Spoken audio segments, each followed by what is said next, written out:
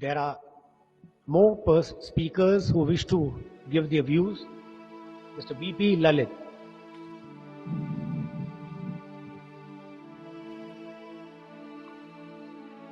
Thank you, Honorable Speaker, sir.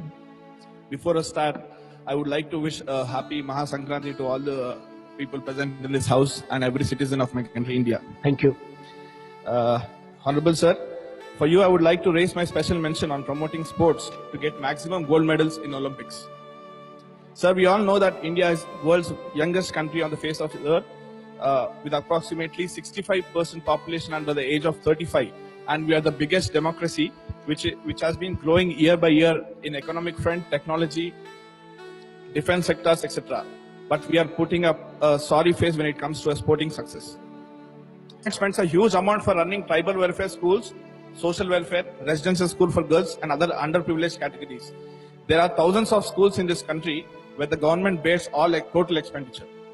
If the government converts 10% of these schools into sports schools, these schools can become the reservoir of players from where national as well as international players can emerge without any expenditure of the government. Sports infrastructure in India is also not up to the mark of Olympics. Deepa Kamalkar remained fourth in last Olympics because she was not trained with good equipment. Wrestling is the only sport in which India has been winning medals since 3 consecutive Olympics, but today we do not have a proper training infrastructure for wrestling too.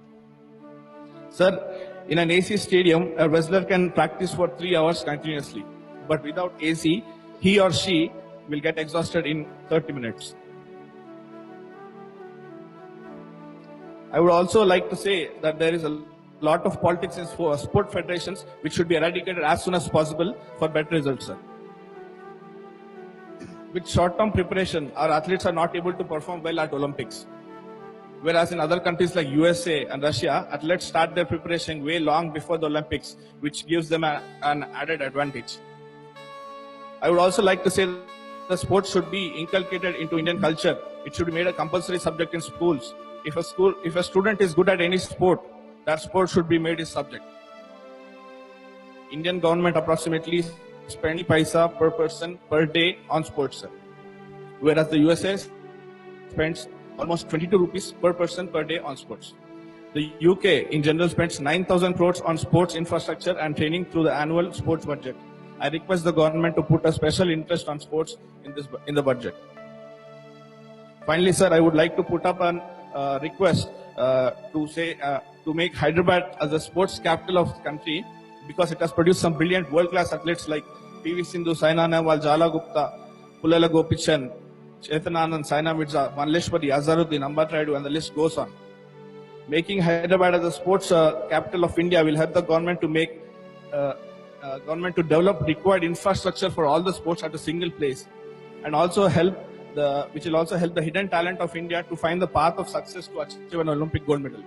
If an athlete is confident enough that he'll win a Olympic gold, he can directly come on to this capital city for his further training. I would like to conclude by requesting my fellow House members to give a big round of applause to the athletes who have made country proud with their efforts and dedication.